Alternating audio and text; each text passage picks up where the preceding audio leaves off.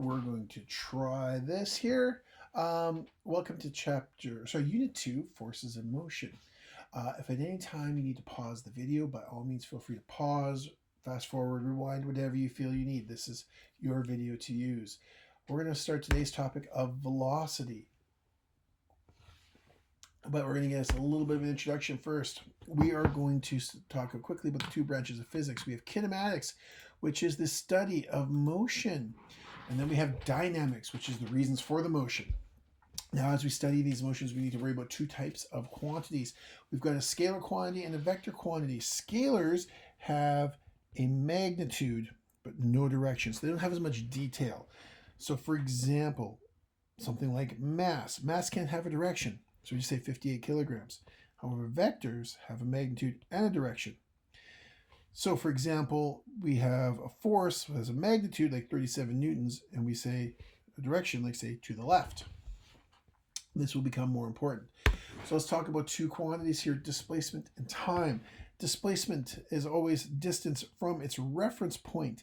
Now, we often use distance and displacement interchangeably, but they are very different. Distance is the scalar, so we don't use direction. So for example, 2.3 meters. Displacement is a vector. So we need a direction like 2.56 kilometers east.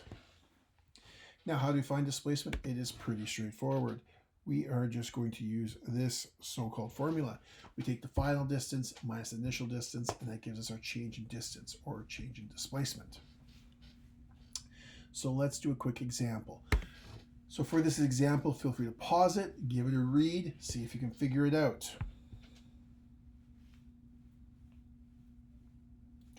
All right, so our distance here is going to be 150. Now, why is that?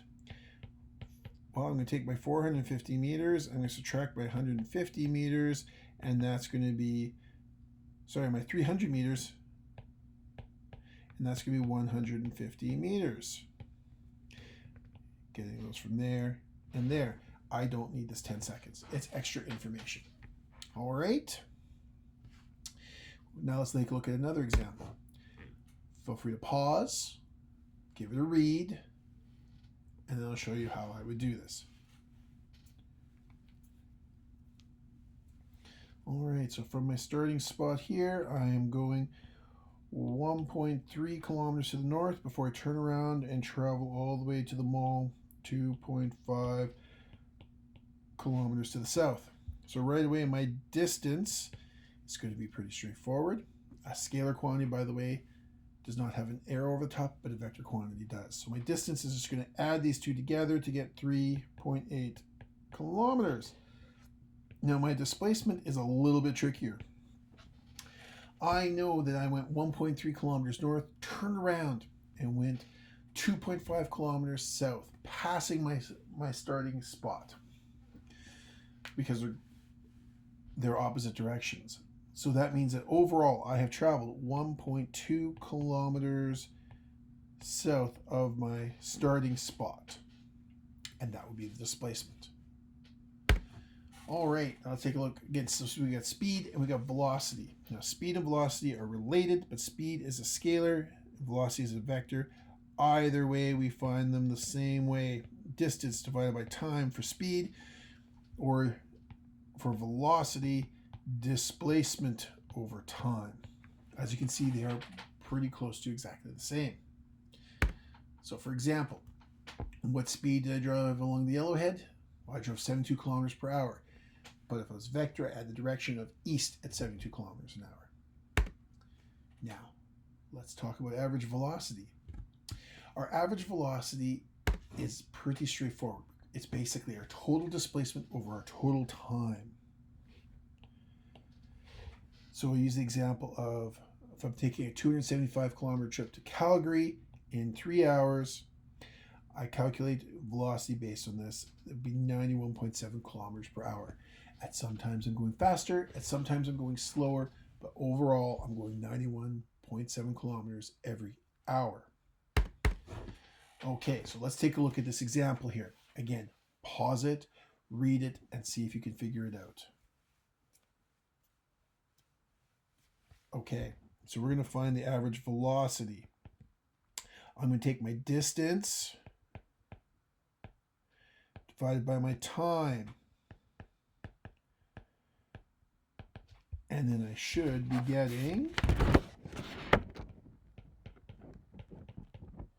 Now, I calculated the speed because the direction here, it doesn't give us direction. So I'm just going to add direction of forward.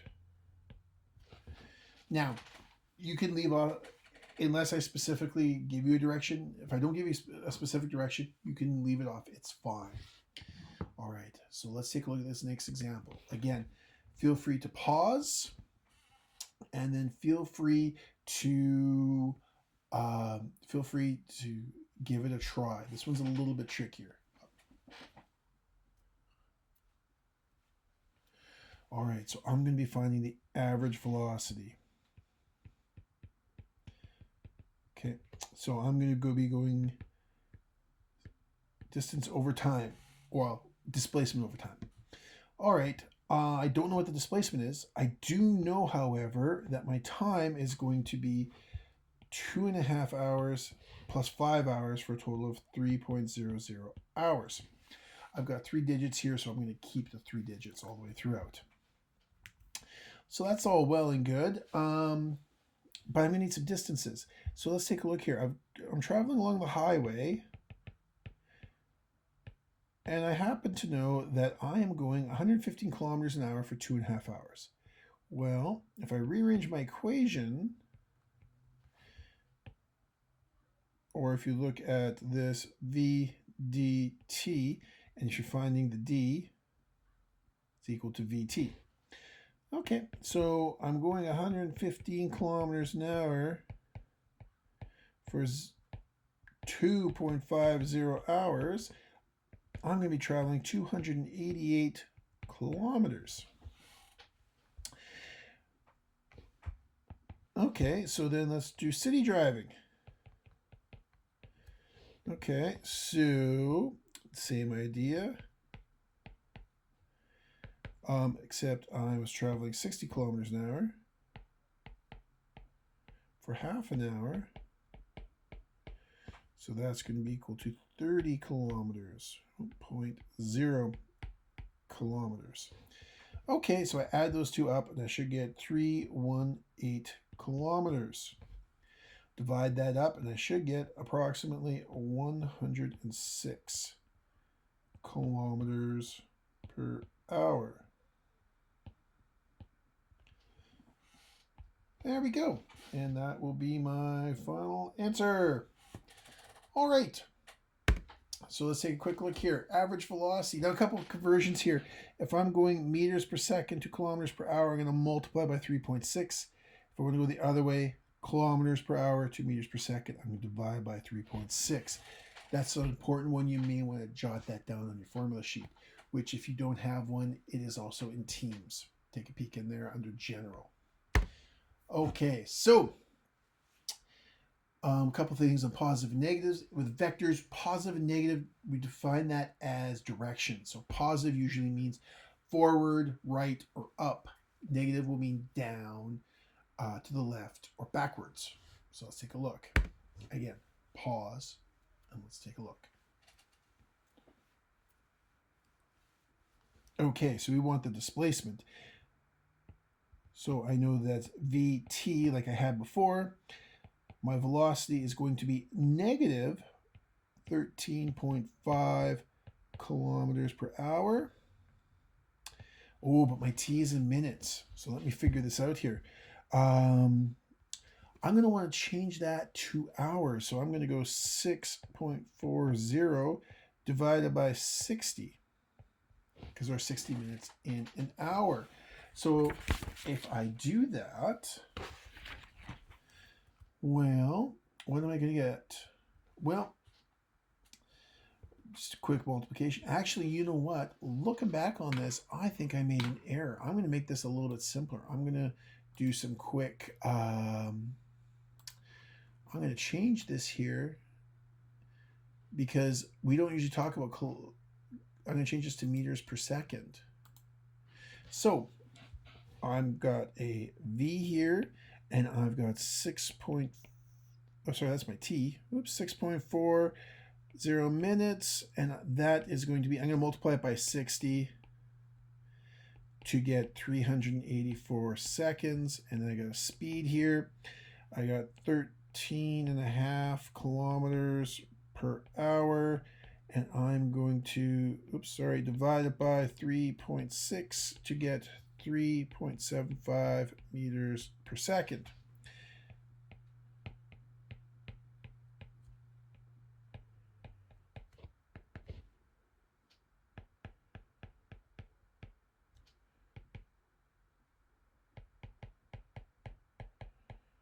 And that's what I should get. I could have also changed that 2 minutes, or changed minutes 2 hours and gone that way. It would have been just fine. If I needed a displacement, I should also specify that will actually be a negative. So that would be 1.44 kilometers backwards. All right. Now, we're going to take a look at example 2. We're going to determine our speed and velocity if the walk took you 1 hour and 10 minutes. So just a little bit of setup. Actually, sorry, pause. Go back to example 2. Set up your question. Try and find the speed and the velocity. Okay, so let's talk about speed. All right, V is equal to D over T. My distance traveled was 3.8 kilometers or 3,800 meters. And that took me speed and velocity for the walk took you 1 hour and 10 minutes. So I guess I should find the time. Oops, back up. Sorry about that. Time is equal to 70 minutes times 60 seconds should get me 4,200 seconds. And I should get a speed of 0.905 meters per second. Velocity. Okay, our displacement was 1.2 kilometers. And again, we have 4,200 seconds, and that will be 0.286 meters per second going south, because we have to have that direction.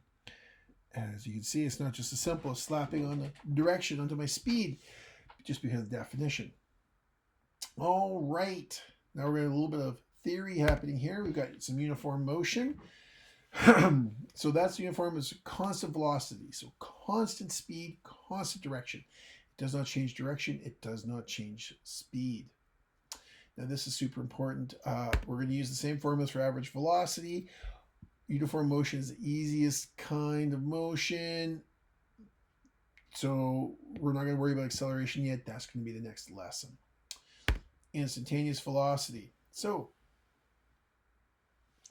that's the speed at that moment. That's for something speeding up or slowing down. We're talking about the speed at that moment.